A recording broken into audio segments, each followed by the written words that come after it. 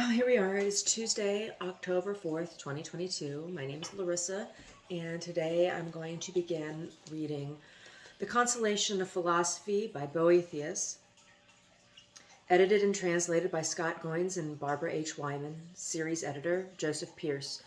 I will give you wings that will lift you up on high, so your fear can be cast aside. The Consolation of Philosophy.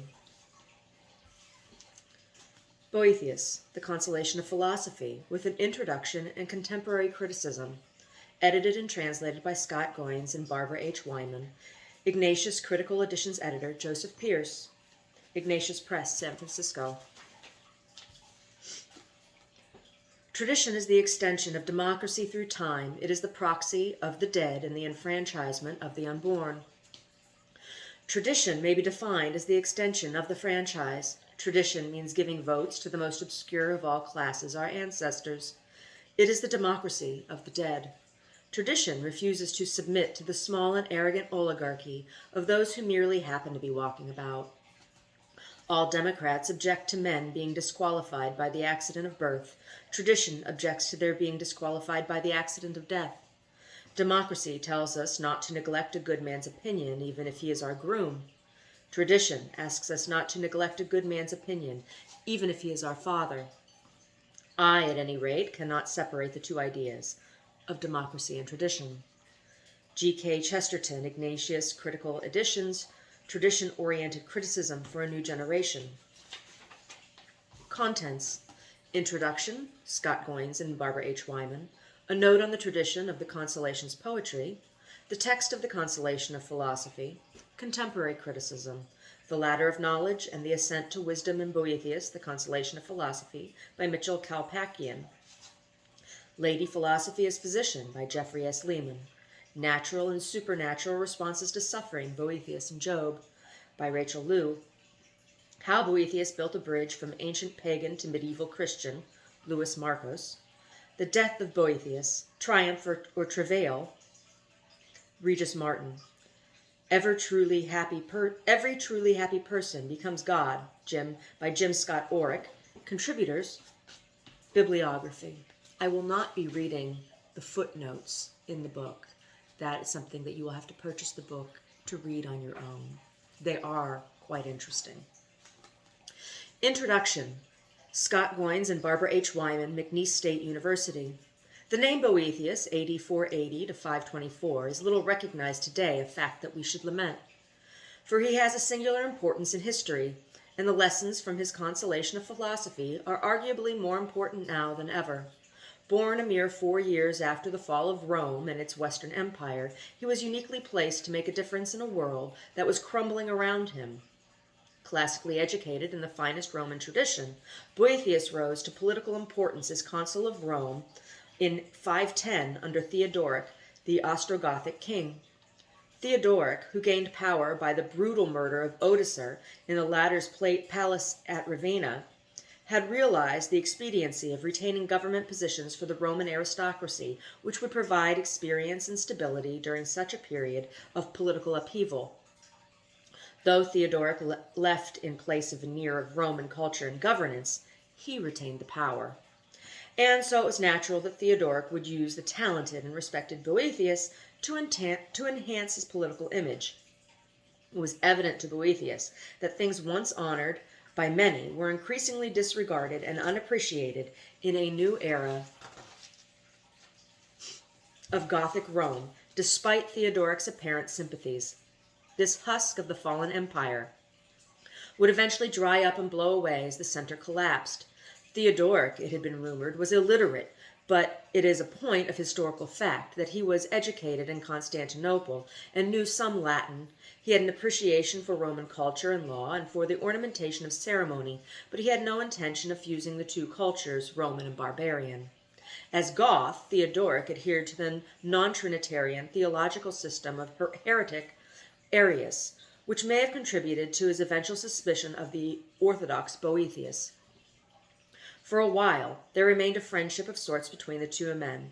Theodoric was aware of his handicap as a Gothic invader among Roman patricians, and he was astute enough to realize that by virtue of a friendship with Boethius, he might more easily succeed in his new kingdom. What Boethius could not have known was that the same Theodoric, the friend who asked him to design and build a water clock as a gift for the Burgundian king, would later, by means of ambiguous evidence regarding supposed treason, have him brutally tortured and executed. Nor could Boethius have known that the philosophical work he wrote while in prison awaiting his eventual execution would become one of the most influential works of Western civilization.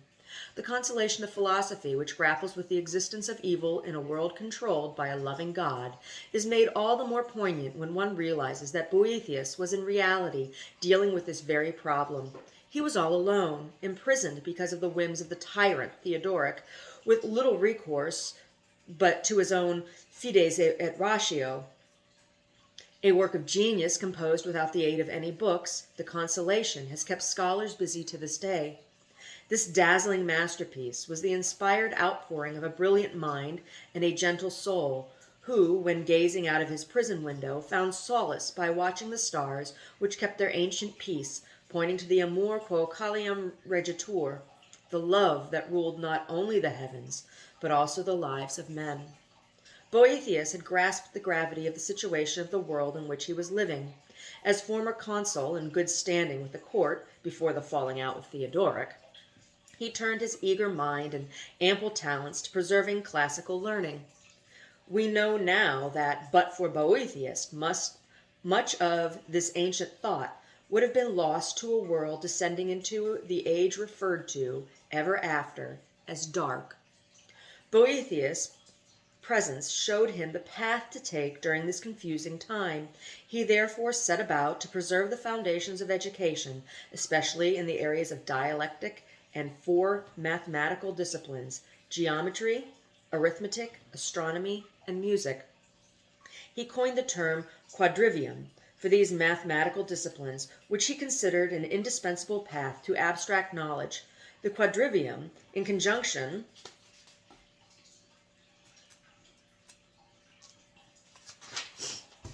with the trivium, subsequently became the foundation of liberal arts education throughout the Middle Ages and the Renaissance. Boethius also wrote the standard treatises in each of these disciplines. Although his works on geometry and astronomy are lost, De Institutione Musica and De Arithmetica have survived, and both were considered indispensable textbooks for many centuries. Boethius also provided an invaluable link to Plato and Aristotle for medieval and Renaissance readers. The Latin West in the age of Boethius had little Plato. All that existed was half of the Timaeus and a version from Cicero.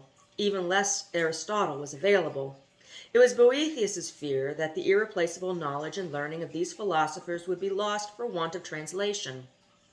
So he set for himself the task of translating all that he could of both philosophers. Since he realized that Aristotle would be little understood, he also planned to provide commentaries, but this project was halted by his imprisonment and execution. What translation he managed to complete included Aristotle's writing on logic, prefaced by Porphyry's Isagoge. Pardon me. Along with 2 commentaries on Porphyry, he completed 1 commentary on Aristotle's Categories and 2 on Aristotle's De Interpretation. It is solely through these works that the early medieval world knew Aristotle. During his short life, Boethius also managed to write De Differentes Tropicis, a commentary on Cicero's Topics, and several original treatments of certain problems in logic. In what were to be his last years, he completed 4 theological tracts, the Opusculus Sacra, and 2 theological treatises, De Fide Catholica and De Disciplina Scholarum. Boethius's importance in Western thought was most firmly established by his final and most influential work, The Consolation of Philosophy. Lorenzo Valla was truly right to call Boethius the last of the Romans, first of the scholastics. Boethius's influence on subsequent ages can hardly be exaggerated, especially in respect to the Consolation. As C.S. Lewis has remarked of the work, until about 200 years ago it would have been hard to find an educated man in any European country who did not love it. St. Thomas Aquinas refers to Boethius by name 135 times in the Summa Theologica.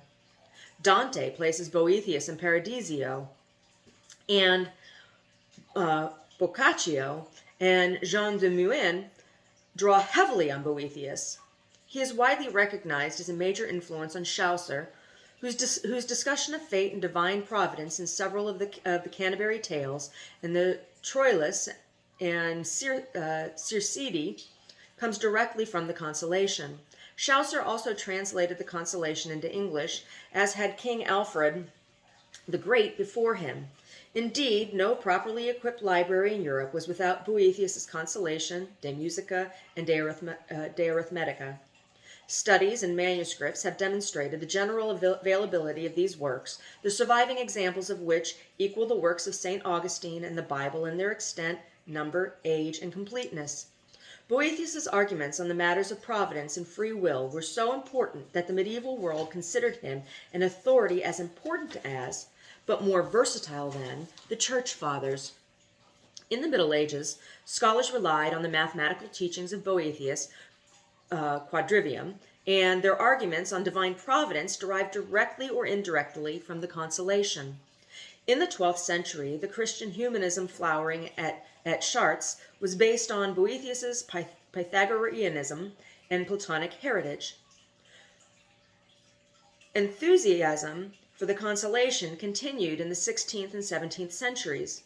Boethius's most famous translator in the Renaissance was none other than Queen Elizabeth I. There is little doubt that St. Thomas More, Shakespeare, Milton, and many others, including George Herbert, read and drew from Boethius, as Boethian imagery had been noted and catalogued in their works. One of the most enduring of all Boethian images from the Middle Ages to the present is the Rota Fortunae, or Wheel of Fortune. The goddess Fortuna had been around since antiquity, but the conventional portrait of fickle fortune, spinning her wheel and deciding fate with a flick of her wrist, is a direct legacy of two of Boethius's Consolation. The Wheel of Fortune motif was used significantly in the famous Carmina Burana of the 13th century, a work which was resurrected in the 20th century when the classical composer Karl Orff set selections of it to music. Fortuna was also used by John Kennedy Toole in his 1981 Pulitzer Prize-winning novel Confederacy of Dunces. Very good. The main character, Ignatius J. Riley, continually refers to the goddess Fortuna as having spun him downwards on her wheel of luck. Throughout this quirky novel, Ignatius makes many references to Fortuna and to Boethius himself. An admittedly trivial but nevertheless familiar use of the wheel has found its way into modern popular culture through the ever-popular and long-running game show Wheel of Fortune, where contestants win or lose money determined by the random spin of a wheel. An introduction to the Consolation would be incomplete if mention were not made of the so-called vexed question of Boethius's Christianity. For a time it was held that Boethius's execution was a religious issue, and that he was in fact a martyr for the faith. Some critics in the modern era, however, challenged this claim and further complicated the issue by a suggestion that Boethius was not even Christian, because Christ, forgiveness, and salvation are not specifically mentioned in the Consolation. The authenticity of Boethius's authorship of the theological tracts was also questioned, discounting these overtly Christian works as evidence of Boethius's Christianity. The last word for many, although not all, was the discovery in 1987 of a letter of the historian Cassiodorus, Boethius's contemporary, which mentions the treatise De Trinitate and Boethius's other theological works, ascribing authorship to Boethius. Cassiodorus, a Roman senator and himself a former consul, served in various high offices from AD 505 to AD 538 under several Ostrogothic kings, including Theodoric. Cassiodorus became the chief publicist during this time, and the meticulous state papers which he compiled are a major source for historical information, not only on the Roman government, but for the culture and politics in the early years of Ostrogothic Rome. This is strong evidence for Boethius's Christianity, and then there are many whose opinions count. Pope Benedict, C.S. Lewis, and Henry Chadwick, among others, who argue that although Boethius might have written as a philosopher, he believed as a Christian. Does Boethius's Consolations still have value for readers today? The answer is a firm yes, for there are many troubling parallels between Boethius's world and ours. Today's world is under attack by a different type of barbarian, highly educated ones, relativists who think that the only truth is that which can be proved by physical sciences. As a result, our modern world seems ever more intent to push science to the limit, testing boundaries of morality and ethics. Indeed, practical science has become exalted as the supreme exercise of the intellect, used to master nature and gain power, with little concern for moral obligation. Materialism and consumerism are results of this disregard of core values based on natural law, as humans strive to fulfill their inner emptiness with the false gods, the falsa bona, about which Boethius warned. The timeless truth of Western tradition, which exalts the dignity of every human person, is in greater danger of being lost today than it was over 1,500 years ago when the Goths sacked Rome. The new barbarian is far more dangerous. These barbarians have neither belief in natural law nor morality, and are practitioners of a different and more subtle kind of sacking. We are in desperate need of a corrective. For Boethius, philosophy was the love of wisdom based on the knowable reality of truth. He taught that this kind of wisdom is a living word which illuminates the mind of man. Therefore, the possession of true knowledge, as opposed to so-called scientific fact, leads to the highest good, the summum bonum, which cannot be taken away and does not disappear if one is imprisoned. This truth, which is real and knowable, needs to be proclaimed again to our world, which is tumbling into darkness. Perhaps when we shouldn't be surprised that Boethius, along with Cassiodorus, was the subject of Pope Benedict XV's general audience in March of 2008, the Pope finds the lessons of the Consolation invaluable for the world, that life is transient and full of suffering, that against wisdom evil will not prevail, that the existence of evil is not contradictory to a world governed by a loving God. In the Consolation, Boethius's intent was to bring man to encounter and love God as an act of the will, not relying on irrational human feelings. He sought to engage the reader in his own personal struggle, and in doing so to instruct. Through the study of mathematics, astronomy, music, and philosophy, Boethius saw perfect harmony and order in the creative universe, and loved the Creator in response. As we read the Consolation, we experience the pilgrimage of every man who wishes to find peace and who discovers that it is to be found in the submission of the will to the perfect will of God. A note on the translation of the Consolation's poetry. Before I move on, they don't mention the Wheel of Fortune. The wheel is also a major arcana card in traditional tarot decks. It's also part of why he has been questioned through the centuries as a Christian, right? And I do take many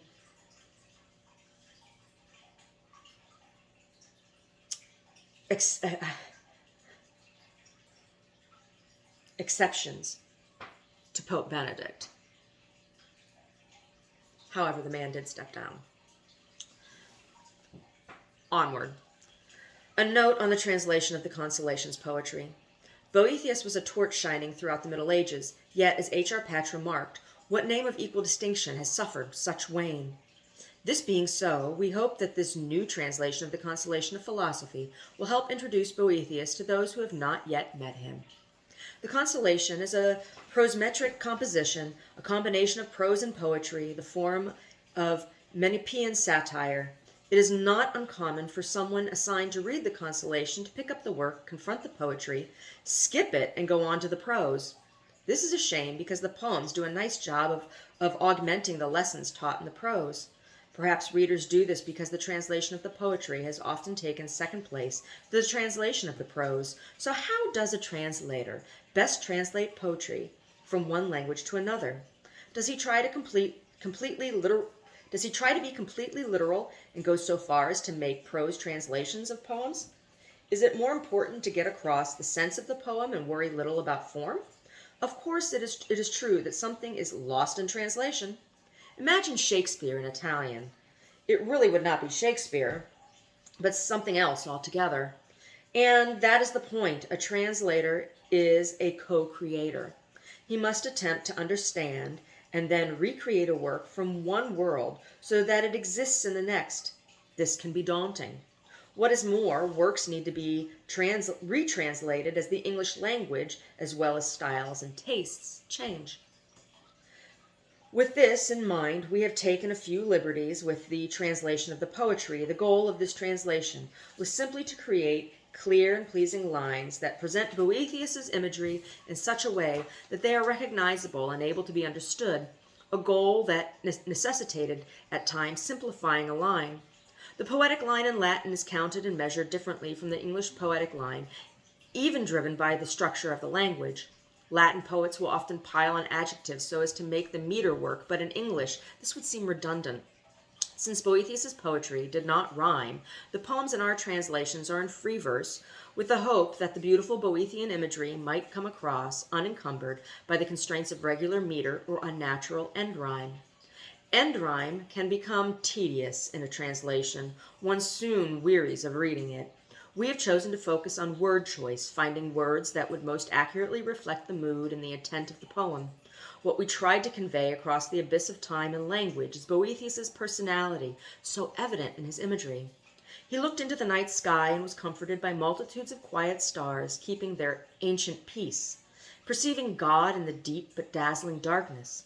He was the gentle scholar who from his cell recalled gathering violets in a spring wood and thought of a little tree-loving bird who was saddened when she caught a glimpse of her tree from within a cage.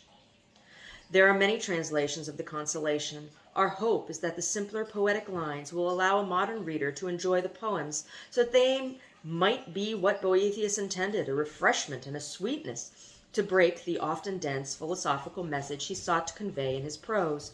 But above all, our hope is that both the poetry and the prose are accessible and bring Boethius the person to the reader, that what is lost in translation may be regained through transformation.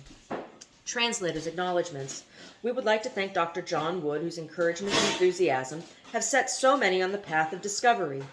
We would also like to thank Dr. Robert Benson, Professor of English at the University of the South. Dr. Benson first introduced Scott to the Constellation and kindly commented on an early version of the part of our translation.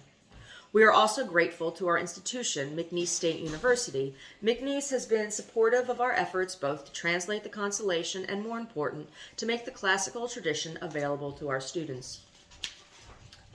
Translation of texts is something that is very important in many contexts, and it is point of debate largely in the Islamic world when it comes to the Quran, and is used to say that some people are more Muslim than others because they say the Quran can only be read in Arabic, even though, this is why I don't buy into it, even though the Quran pulls also from the Old Testament, and many of those texts were written in many different languages, Greek, Aramaic, Hebrew, so, take what you will from that. But translation, just in my own personal experience in reading, one of my favorite novels is The Stranger by Camus, and I've never read it in French, but I have, which is his native tongue, but I have read 3 different translations. And another book that I have read 2 different translations of is The Interior Castle by Saint Teresa of Avila. And I read the most recent translation, which is by, what is her name? Star something. Who is a Jewish woman who converted to Vedantic tradition, and her translation is very interesting. And after that, but that led me to want to read one of the older translations, one of the original translations into English from the church Spanish, because it was written in Spanish, which is different than what even modern day Spanish is. So this was like Spanish from Spain, right?